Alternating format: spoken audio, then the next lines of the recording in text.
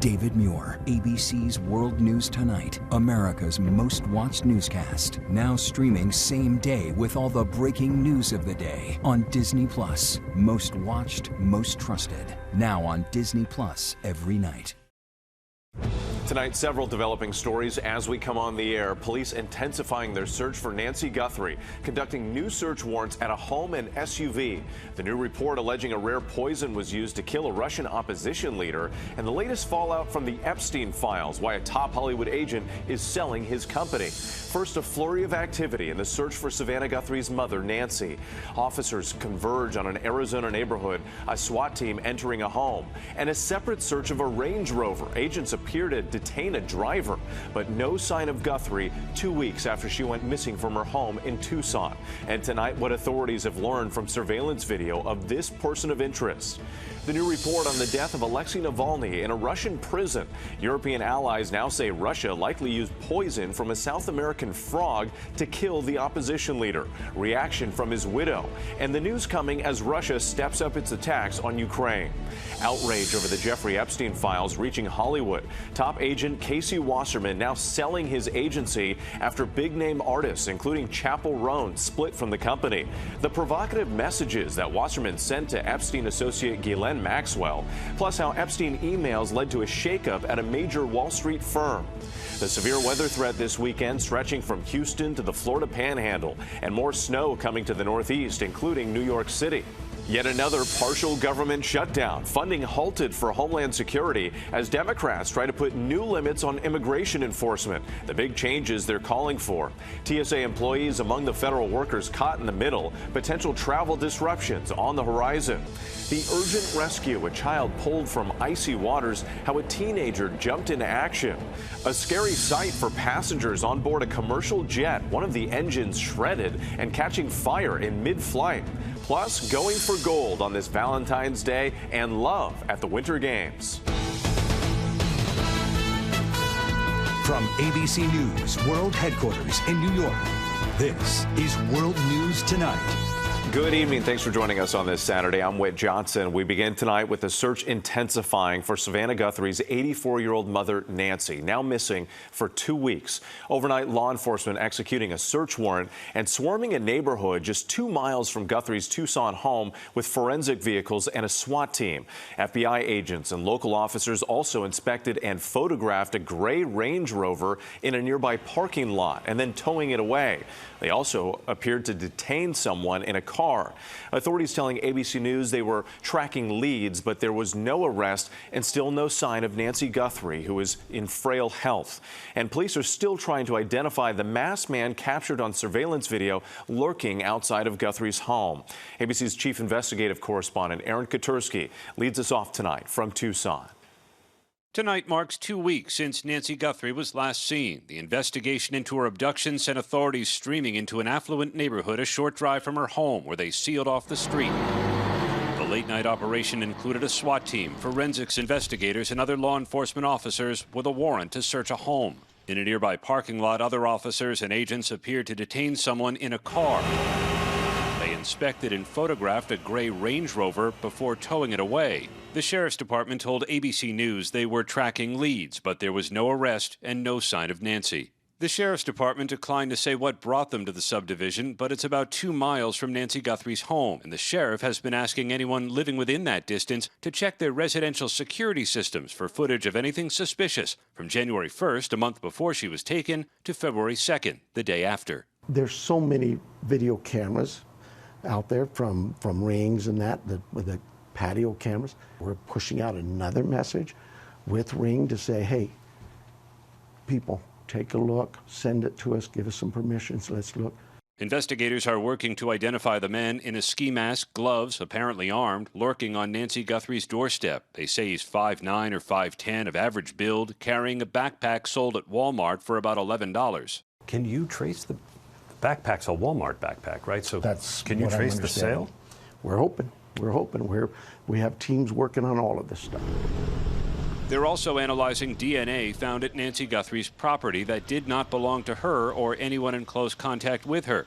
And they're running DNA tests on gloves found during roadside searches. The New York Post captured images of one of those gloves. We have, yeah, we've gotten DNA back, and that's why I say, well, they already have the genetic markers of those that we think had access to the home, rightfully so, the family, the landscapers, the pool guy. Anything useful come back that you know? Well, you've got DNA, so that's of use. Now we have to go through and try to eliminate people or make people.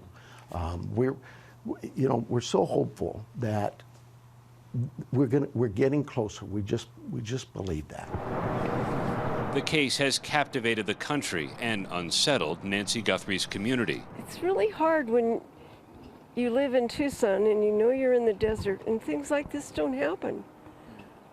And this is a grandmother, a mother, and it's unsettling. It's unsettling for everybody.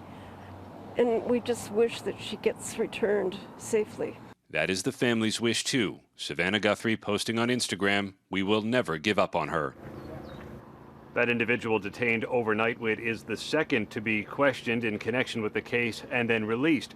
As the sheriff told us, though, no one is fully cleared until a suspect is in custody. Whit? Yes, just an agonizing wait for answers. Aaron Katersky for us. Thank you.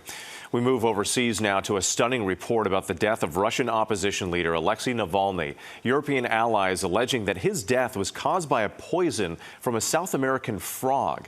This directly challenges Russia's official account that he died in an Arctic prison 2 years ago. Here's ABC's Patrick Reevell. Tonight, the widow of Alexei Navalny, alongside officials from several European countries, saying they have proof that the Russian opposition leader was poisoned with a rare lethal toxin. Nearly 2 years after his death, top officials from Britain, France, the Netherlands and Sweden today in Munich blaming the Kremlin, saying lab tests from Navalny's body confirmed traces of epibetadine, a deadly toxin found in dart tree frogs native to South America. Now, it's not just words, it's scientific proof that my husband, Alexei Navalny, was poisoned and killed by Russian government. The poison known to cause a slowed heart rate, shortness of breath, convulsions, seizures, and then death. Vladimir Putin's fiercest opponent, Navalny died while serving a 19-year sentence in a prison camp in Russia's Arctic. And it was here at the Munich Security Conference where his wife Yulia learned of his death. Russia's government today again denying involvement. But before his jailing, Navalny had already survived a prior poisoning attempt in 2020. In this video, you can hear him moaning in agony on a plane. Russia, the focus here in Munich, as its full-scale invasion of Ukraine nears its 5th year. As attacks still rain down on Kyiv, Secretary of State Marco Rubio meeting with President Zelensky here, acknowledging doubts that peace talks can succeed. The answer is we don't know. We don't know if the Russians are serious about ending the war. I've been speaking with European military and intelligence officials here for the past 2 days, and very few of them believe that a peace deal is close. They do not think that Vladimir Putin yet wants to end this war. Patrick Reevell, we appreciate it. Now to the growing fallout of the latest release of the Epstein files. Hollywood mogul Casey Wasserman is selling his sports marketing and talent agency after his suggestive emails with Epstein associate Ghislaine Maxwell were revealed. Here's ABC's investigative reporter Olivia Rubin. Tonight, outrage over the Epstein files forcing a Hollywood heavyweight talent agent Casey Wasserman to sell his namesake firm following the release of his suggestive emails with longtime Epstein associate Ghislaine Maxwell. In a note to employees, Wasserman writing he had become a distraction for the agency, which represents thousands of celebrities, performers, and athletes. He revealed the sell-off is already underway, following the departure of Grammy Award-winning singer Chappell Roan and soccer legend Abby Wambach. Among those newly released messages, Wasserman, who flew on Epstein's plane in 2002 for a Clinton Foundation-led humanitarian delegation, writing to Maxwell in March 2003, "I think of you all the time, so what do I have to do to see you in a tight leather outfit?" Maxwell responding in April, offering to give him a massage that can, quote, drive a man wild. Maxwell was arrested in 2020 and is currently serving a 20-year prison sentence for conspiring with Epstein to sexually abuse minors. In a statement, Wasserman saying, "I deeply regret my correspondence with Ghislaine Maxwell, which took place over 2 decades ago, long before her horrific crimes came to light. I never had a personal or business relationship with Jeffrey Epstein. I am terribly sorry for having any association with either of them. Wasserman will, however, remain chairman of the 2028 Olympic Games in Los Angeles, despite calls for him to step down. The organizing committee saying they reviewed the relationship and determined Wasserman should continue in this role. And Witt oversees more trouble brewing for the royal family. The UK police now says they are assessing whether to launch a full investigation into former Prince Andrew over allegations of misconduct while in public office. Witt. Olivia Rubin for us tonight. Now to the Winter Games. Team USA speed skater Jordan Stolz winning a second gold medal and setting yet another record, and the new American queens of alpine skiing. ABC's Maggie Rulli is at the Games. Tonight, the fastest man on ice at these games, Jordan Stolz, with another Olympic record and another gold medal for Team USA, becoming only the second American man to win the 500 and the 1,000-meter speed skating races in the same Olympics. It sounds like you've been speed skating pretty much since you can walk, practically. Yeah, since I was 5. I mean, it was my first Olympics that I was watching. On the slopes, for the second time in these games, the American women dominating the podium in mogul skiing. Elizabeth Lemley taking bronze and Jalen Koff getting her second silver, this time in dual moguls, a brand new event at these Olympics. So you're going head-to-head with another competitor, bracket format, single elimination, and it just, I mean, the energy of the event, it's just so exciting. Her family, the J-Pack, there to cheer her on. Go, Jalen, go! And tonight, controversy in the normally quiet world of curling. You haven't done it once? I haven't done it once. Okay, I'll show you a video after the game. After Team Canada exploded into expletives after being accused of cheating in a tight match with Sweden, the Swedish team accusing them of double tapping the stone, which is against the rules. World Curling sending an email to all teams clarifying the rules over the proper release of the stone, saying umpires will now be observing the delivery. And we're now just over halfway through these games, and Team USA is sitting at third in the medal count with 17 medals. Looking great, making us all proud. All right, Maggie, thanks so much. Back here in the U.S., severe storms sweeping across the south with gusty winds and possible tornadoes. Let's get right to meteorologist Danny Beckstrom from our New York station WABC. And Danny, there's also more snow coming to the northeast. Yeah, that snow tomorrow night associated with the same system, bringing the severe threat to parts of the south tonight. So let's start with the current threat. Tornado watch just issued for eastern Texas into northern Louisiana until 9 p.m. local time. You can see that strong line of storms from Houston up through Texarkana. The threat zone tonight from Houston to New Orleans between now and midnight. Then a lull overnight before that severe threat ramps right back up into the Florida Panhandle tomorrow. Primary concerns, damaging wind, a few tornadoes, but we're also going to see some heavy rain. We're talking inches of the stuff, and it's the northern tier of the storm system Witt that brings that snow chance for the I-95 corridor ahead of Monday morning's commute. Something we're watching tomorrow. Have not had much of a break, No. so we'll brace for more. Thanks, Danny. Now to the showdown over funding the Department of Homeland Security. Another deadline has come and gone overnight, triggering a partial government shutdown. And the ripple effect could potentially cause travel disruptions for flyers. Democrats are demanding reforms to immigration enforcement. Here's ABC's senior White House correspondent, Selena Way. Tonight, the Department of Homeland Security shut down, Democrats refusing to fund the agency unless Republicans agree to major changes to immigration enforcement. Lawmakers failing to reach a deal on Friday after 2 weeks of negotiations. The standoff following unrest in Minneapolis over the killings of Renee Good and Alex Preddy by federal agents. The only way to ensure that ICE is actually reined in and brought under control to change things dramatically, boldly, meaningfully through legislation. And that's what this showdown is all about. Democrats demanding reforms, including requiring agents to wear body cameras, banning them from wearing masks, and mandating they obtain warrants signed by a judge before making arrests.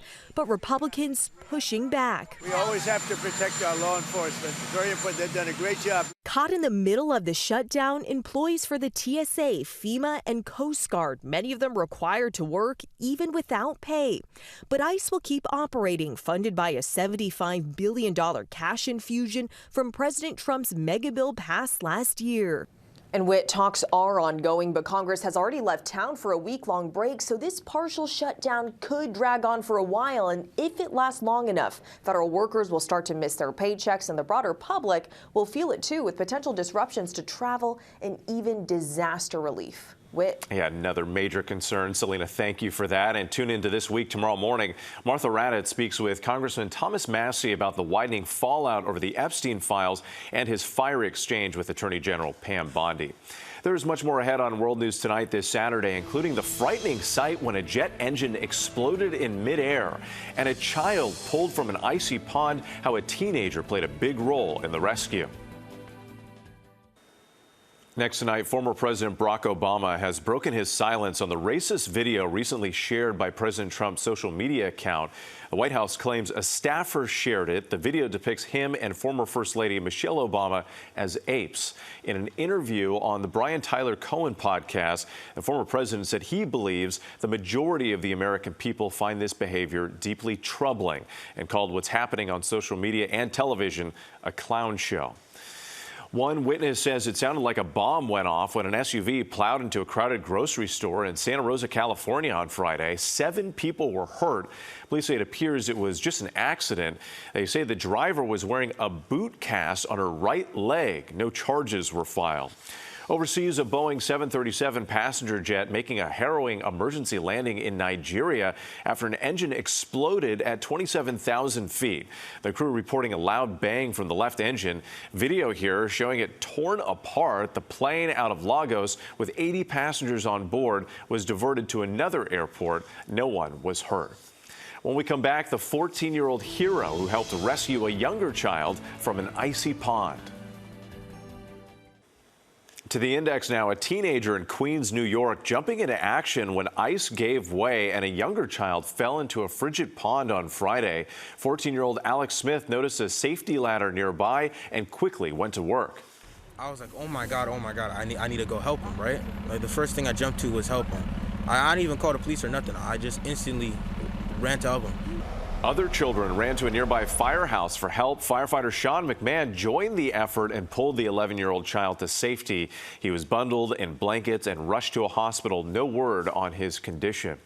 Tonight, the International Space Station is fully staffed. A SpaceX capsule delivered American, French, and Russian crew members to replace colleagues who were brought home early last month due to a medical issue. Their mission is expected to last up to 9 months. When we come back, they're going for the gold and for love. Finally tonight on this Valentine's Day, love at the Olympics. This Valentine's Day, Olympians are chasing gold and love. Snowboarder Jake Pates became the most eligible bachelor in the Olympic Village after this post of his looking for love went viral. I'm trying to stay focused, but at the same time, let the ladies know I'm single. We are here to ask you your Hinge profile question. I go crazy for hugs from my mom. The way to win me over is Marvel movie and popcorn. Sophia Kirkby on the USA Luge team responding, because at the Olympics, anything can happen. Alpine skier Breezy Johnson winning gold earlier this week, and right after competing, her longtime boyfriend Connor Watkins getting down on one knee in front of the crowd and cameras from around the world and proposing to her. She said yes.